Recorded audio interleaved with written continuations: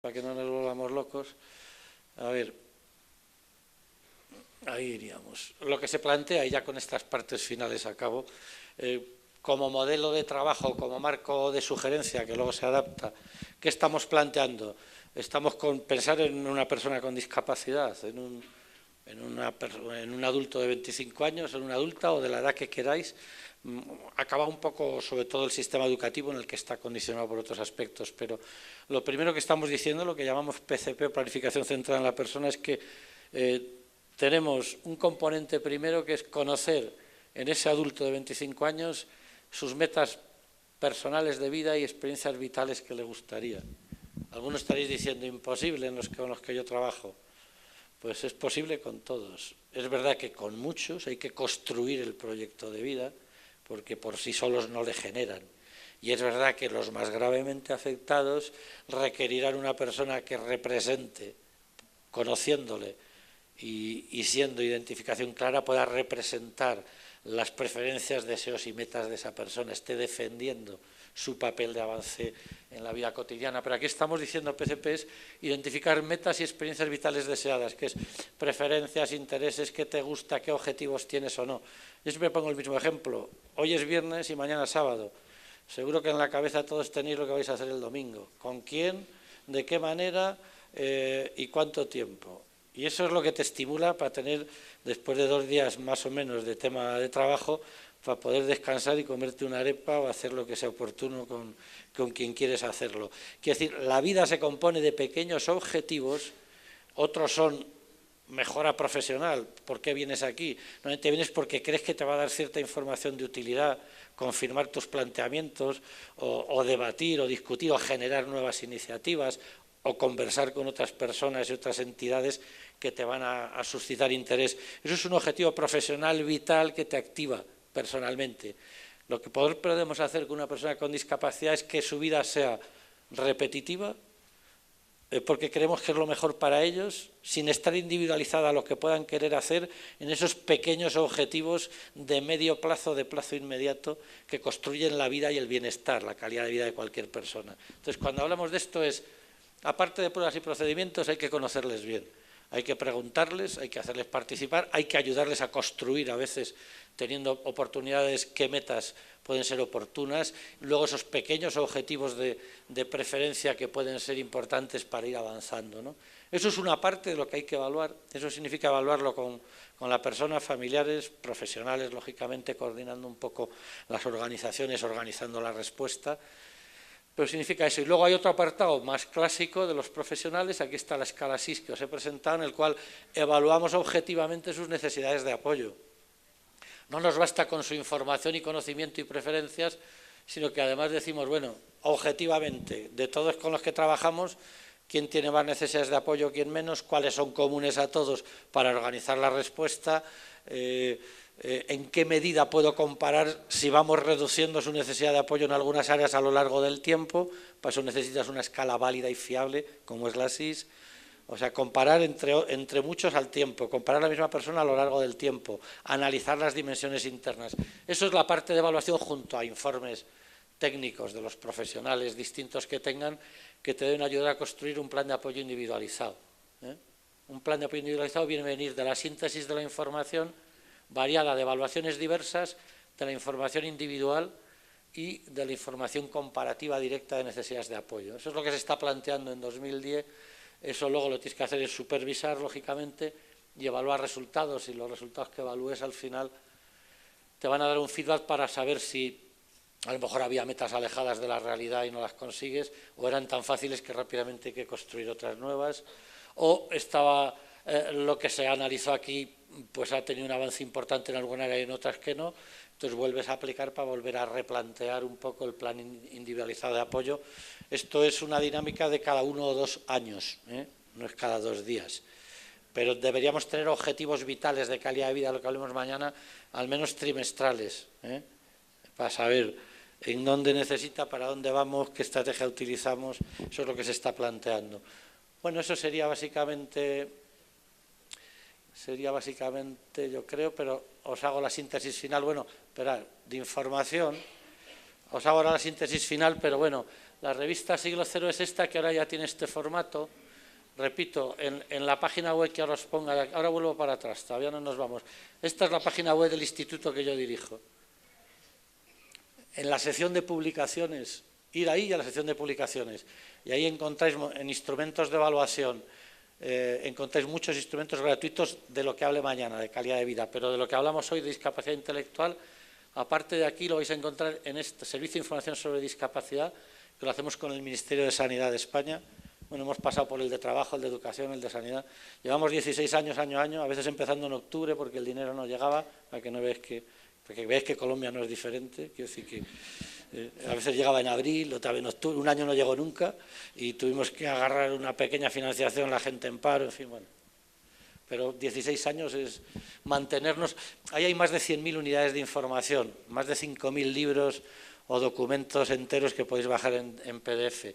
Esa página web de este Servicio de Información sobre Discapacidad, hay 5 personas diariamente trabajando. En la primera página, si pincháis en la primera página, en la parte de la derecha veréis que pone una serie de ítems, uno pone discapacidad intelectual, pincháis ahí y ahí tenéis los 6 artículos que os digo sobre la definición de discapacidad intelectual, que son publicados en Siglo Cero, y el primero que hacemos yo y Salo, perdón, pero en ese orden, ese es el que es 30 hojas o 25 con lo más actualizado, para que no tengáis que ir al libro. Entonces, eso recordar que es importante. Pero bueno, aparte de eso, que es información gratis que podéis bajar, en esa misma página del SID, veis la revista Siglo Cero también abajo a la derecha, y ahí podéis ver todos los números gratuitamente y bajar de 2003 a 2013 completo. Y en enero, 2014 completo. Siempre el último año se deja un poco por dejar lo que se llama un año de embargo un poquito. Repito, quien tenga una organización, en las organizaciones debería estar físicamente la revista también, pues porque hay que tenerla de las dos maneras, PDF y físicamente, para poderla revisar a veces. Estos son 2 libros, este es el libro de la Asociación Americana de 2010, en el que me he basado en mucho de lo que he dicho, en el modelo de trabajo que tenemos. Esto es algunas últimas cosas que hemos publicado en España, pero bueno, esta no está accesible, esta es comercial y no está accesible aquí. A ver dónde estaba yo. Vamos a la síntesis final y acabo ya ahí. Vamos a ver, la síntesis final sería, acordaos cómo hemos empezado. De la persona al ambiente. La discapacidad intelectual hay que entenderla no solo por las características de Down o de Engelmann o de Cornelia de Lange, son etiquetas diagnósticas, sino por el papel que juega la familia, por las organizaciones de apoyo, por los profesionales que trabajan con ellos y por lo que podemos gestionar como apoyos importantes. Entonces, el que haya ido hacia el que entendamos la discapacidad vinculada al medio ambiente es que los factores del entorno, o sea, el paradigma de apoyos, son los que determinan el funcionamiento de la persona. Nuestro papel ahí es importante. Luego, la otra cosa que decíamos era la emergencia del concepto de conducta adaptativa. Y luego, el paradigma de apoyos en su aplicación e implicaciones significa cambiar el modelo de organizaciones que tenemos. Eso no es fácil, eso lleva tiempo, hay que hacer estrategia. Cambiar el modelo significa 8 o 10 años, 6, 8 o 10 años. Lo digo porque estamos cambiando modelos, no es que se me haya ocurrido. Puede haber cambios radicales, ha habido alguna organización que de repente ha cerrado como lo hacía, pero eso es muy costoso, muy complicado. Los cambios hay que hacerles con seguridad, con éxito y bien planificados. Pero llegar a planificar por apoyo significa algo diferente a planificar por servicios, que es como hemos construido el modelo occidental en todos los países de trabajo. Bueno, en esa dinámica de cambio hacia una planificación centrada en la persona, una individualización del trabajo, eso es lo que es recomendable que se inicie en microunidades, en partes pequeñas de una organización, que se empiece a comprobar, que se empiece a trabajar con datos, ¿no? Evaluando necesidades de apoyo directamente, que no digas, el chico va mejorando, qué bien, y no, dímelo, en estos tiempos ya la exigencia que tiene que hacer una mamá, un papá, o la administración, si exigiera algo, es, dígame usted qué datos tiene de la evaluación que ha hecho, y dígame si va avanzando o no. No te pueden obligar a que tengas éxito, pero sí a que trabajes con datos. Quiere decir que no va a decir, no, mejora, este chico va funcionando, es estupendo, y dígame usted qué procedimientos. Entonces, las pruebas son importantes. Hay que trabajar con datos y ahí la llamada final es el compromiso personal, el trabajo de innovación, el liderazgo que siempre han utilizado profesionales, pues que os animéis y todos y compartáis para que podamos hacer los cambios que requiere todo el sistema, porque no sabemos lo que hay que hacer y es la rueda hacia donde está yendo. Y nada más, muchas gracias.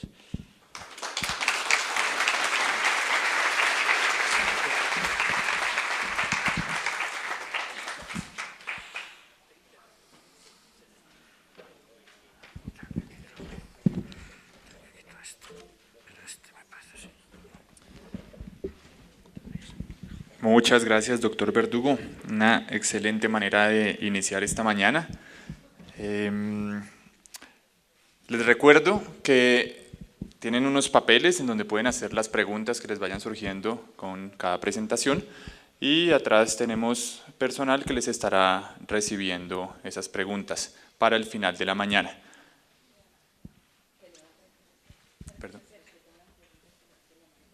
Que pueden levantar la mano las personas que tengan sus papeles listos para que desde atrás les recojan.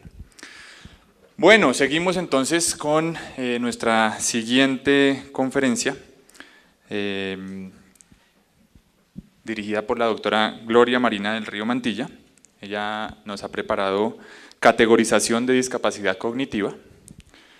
La doctora Gloria del Río es terapeuta ocupacional de la Universidad Nacional de Colombia, psicóloga de la Universidad Católica de Colombia, especialista en neuropsicología del desarrollo infantil de la Universidad de Miami, especialista en neuropsicología clínica del Instituto Europeo de Formación Científica de Madrid y magíster en neurociencias de la Universidad de Cataluña. Tiene 35 años de experiencia en docencia universitaria y es la fundadora y presidenta de la Fundación Centro de Estimulación, Nivelación y Desarrollo CEDESNID. Doctora Gloria. Sí, hemos tenido un cambio de programa, un pequeño cambio. Venía la doctora María Camila Montalvo, que por una razón de salud tuvo que hacer un cambio en la agenda, y entonces por eso estamos haciendo este cambio. Bueno, doctora Gloria, adelante.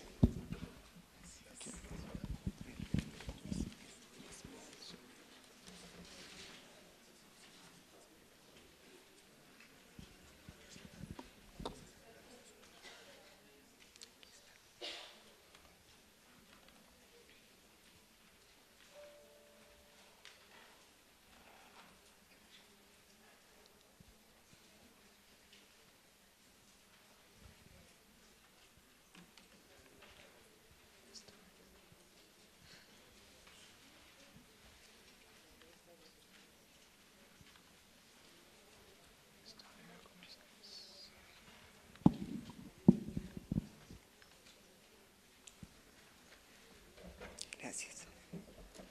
Bueno, un saludo a la audiencia y un agradecimiento por haber aceptado nuestra invitación. Okay.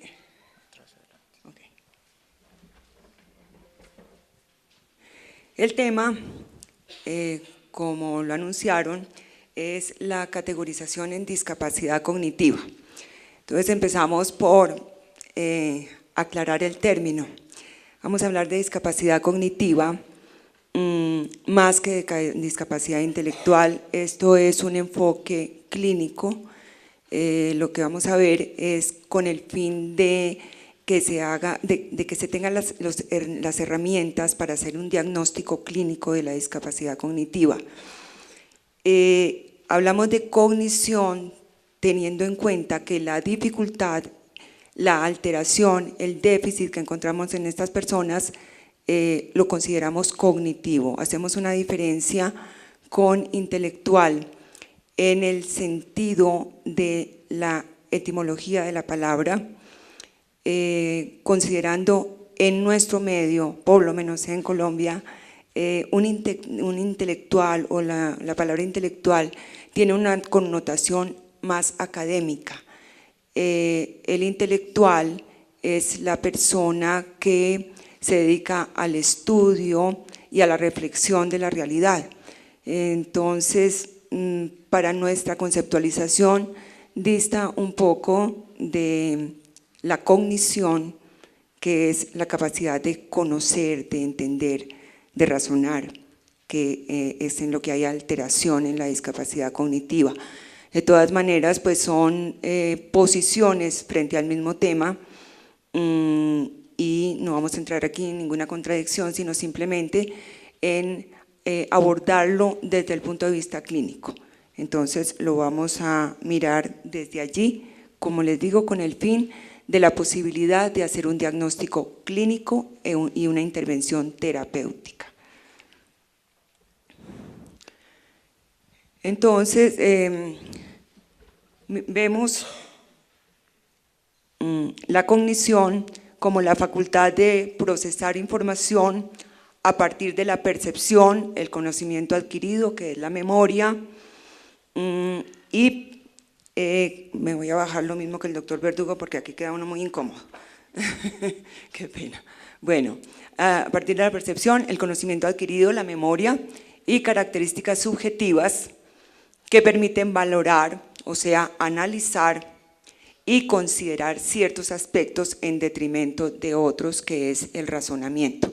Eso es lo que vamos a considerar como un elemento importante, que es la cognición hablando de discapacidad cognitiva.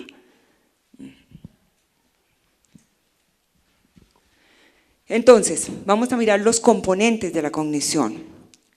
Los componentes más importantes, realmente no los vamos a ver todos, sino los más importantes, los más relevantes para hacer un diagnóstico clínico de la cognición. El primer elemento importante es la atención, que es la capacidad para seleccionar los estímulos ambientales y permitir la transformación de la sensación en percepción. Si nosotros no tenemos una adecuada atención, no podemos percibir adecuadamente. Eso lo sabemos en nuestro diario vivir y en las personas que atendemos en consulta y en análisis terapéutico. En especial los niños con déficit de atención, que van a tener dificultades en la adquisición del aprendizaje escolar. Entonces es básica la atención para este tipo de aprendizaje. La percepción es el proceso cognitivo a través del cual se recibe, se procesa, se interpreta la información que llega a través de los sentidos, o sea, de las sensaciones. La percepción es la transformación de la sensación, la transformación con el análisis de la sensación, que se convierte en percepción. La memoria es una función cerebral por medio de la cual se codifica, se almacena y recupera la información del pasado. Para nosotros tener aprendizaje necesitamos memoria. Entonces, por eso son todos elementos de la cognición. El lenguaje pues es una forma de expresarnos, es la capacidad que tienen los seres vivos para comunicarse. En la especie humana hay un lenguaje verbal y hay un lenguaje gestual que están desarrollados y que nos permiten transmitir el conocimiento, que nos permiten transmitir nuestras necesidades y que nos permiten comunicarnos. Las funciones ejecutivas, cuando tenemos alteraciones en las funciones ejecutivas, tenemos alteraciones en la planeación, en la organización, que es parte integral de nuestras vidas. La capacidad de filtrar interferencia, el control de conductas dirigidas a una meta, que es parte de la planeación, las conductas dirigidas a una meta, la habilidad de anticipar las consecuencias de la conducta. Nosotros sabemos qué es lo que va a pasar si hacemos una u otra cosa. La flexibilidad mental, que es parte necesarísima de la cognición, que es lo que nos permite también aprender. Y como elemento importante, la moralidad, la conducta ética y la autoconciencia.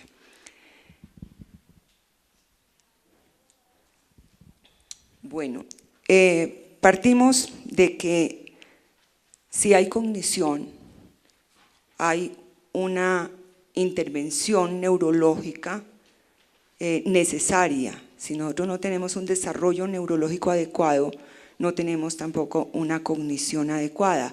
Y la cognición se desarrolla pues por el sustrato inicial que tenemos, que nos está dado genéticamente, pero también por toda la interacción con el medio.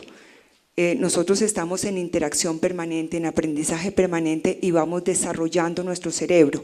En todo lo que estaba hablando el doctor Verdugo, en cuanto a los apoyos, en cuanto a la intervención, en cuanto a todo lo que podemos hacer con las personas con discapacidad cognitiva, ¿qué estamos haciendo? Estamos estimulando un cerebro que está aprendiendo. Y si ese cerebro tiene la capacidad de aprender, tiene la capacidad de tener una cognición adecuada, una cognición que va a determinar que sea una persona adaptativa en el medio. Cada que nosotros nos enfrentamos a un nuevo aprendizaje, ese nuevo aprendizaje llega a nuestro cerebro y enriquece nuestro cerebro y madura nuestro cerebro. Por eso consideramos que la cognición y la maduración neurológica están directamente relacionadas. Entonces vamos a tener en cuenta unas áreas de desarrollo. Para mirar la discapacidad cognitiva, hemos considerado como parte fundamental, importante, tener en cuenta los patrones de desarrollo evolutivo de la especie humana. Entonces, en esos patrones de desarrollo tenemos áreas de desarrollo y esas áreas de desarrollo consideramos unas primarias y unas secundarias. Las primarias o áreas básicas son el desarrollo motor, el área sensoperceptual, el área de la comunicación y el área cognitiva o desarrollo cognitivo. Y en las áreas secundarias o derivadas tenemos todas las demás. Entonces, las actividades de la vida diaria, la conducta social, la conducta sexual, el desarrollo emocional, la escolaridad, la actividad laboral y todo lo que el individuo pueda adaptar al medio y desarrollar para sí mismo. Cuando las áreas básicas, o sea, el área motora, sensoperceptual, comunicativa y cognitiva, tienen un desarrollo adecuado, un desarrollo dentro de los patrones evolutivos adecuados, las áreas derivadas se desarrollan adecuadamente también. Esto lo estamos viendo, como les digo, desde un punto de vista muy clínico. Entonces, miremos cuáles son las definiciones actuales de discapacidad cognitiva y cómo lo está viendo el mundo. El DSM-5, que surgió en el 2013, nos ubica la discapacidad dentro de los trastornos del desarrollo neurológico. Eso realmente consideramos que es un avance grande. Anteriormente no se le daba ninguna connotación dentro del desarrollo neurológica. Es un avance importante para entender lo que veíamos en la filmina anterior, la cognición relacionada con el desarrollo neurológico. La discapacidad intelectual, como se ha llamado en el DSM-5, es un trastorno del desarrollo intelectual, es un trastorno que comienza durante el periodo de desarrollo, como lo decía el doctor Verdugo, antes de los 18 años se considera el periodo del desarrollo y que incluye limitaciones del funcionamiento intelectual como también del comportamiento adaptativo en los dominios conceptual, social y práctico. Bueno, en el CIE-10 hablamos todavía de retraso mental, pero el CIE-11 saldrá con la denominación discapacidad intelectual. Desarrollo mental incompleto o detenido, deterioro de las funciones concretas de cada época del desarrollo que contribuyen al nivel global de la inteligencia, funciones cognitivas, lenguaje, motricidad, socialización y afectación de la adaptación al ambiente o competencia social. Esas dos definiciones como para que nos ubiquemos un poquito en el concepto internacional de la definición de discapacidad cognitiva. La propuesta de definición que traemos hoy es una disminución en la capacidad de conocer, percibir y razonar. Es que son elementos importantes de la cognición: conocer, percibir y razonar, producida por una alteración encefálica estructural y o funcional y su interacción con el medio. Aquí es importantísimo, no nos quedamos aquí en que haya una alteración encefálica, sino que la asociamos con su interacción con el medio. La sola alteración encefálica no nos dice mayor cosa, no lo dice es cuando está en interacción con el medio, y la interacción con el medio positivo pues nos va a dar muy buenas respuestas, y la interacción con el medio negativo nos va a dar una mayor limitación, que se presenta durante el proceso de desarrollo y que puede ser de diferentes grados de acuerdo a la magnitud de dicha alteración, como lo veremos más adelante. Bueno, vamos enseguida entonces a plantear la categorización.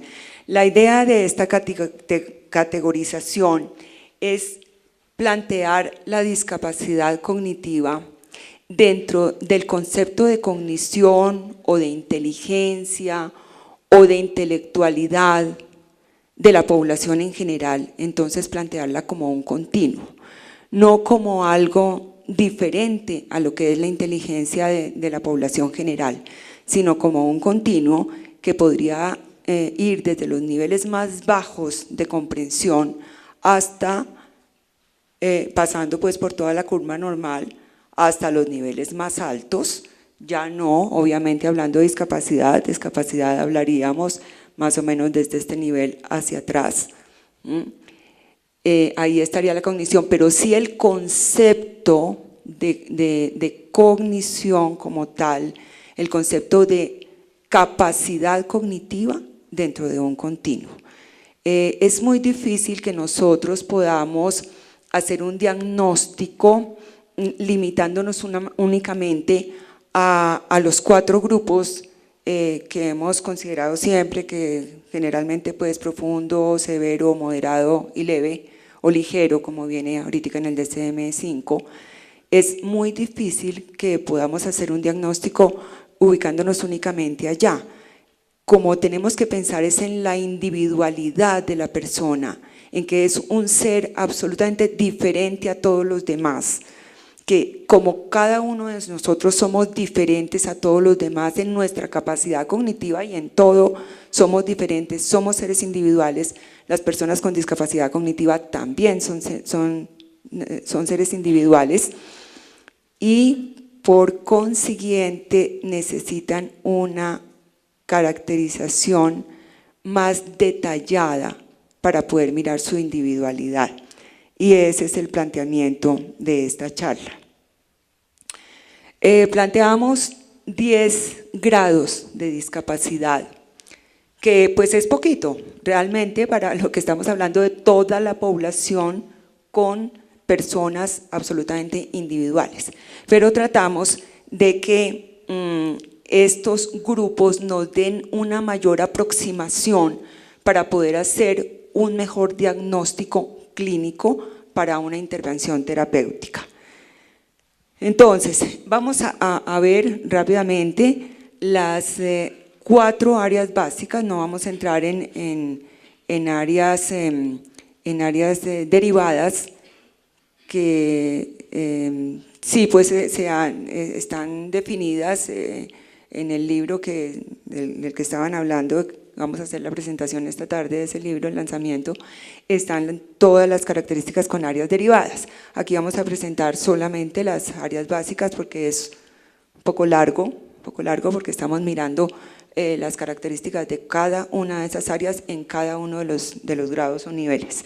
Entonces, en área cognitiva, en grado 10, hay respuestas reflejas, y respuestas muy primitivas al medio. Realmente la cognición, en muchos casos no hay una respuesta al medio, y si no hay una respuesta al medio,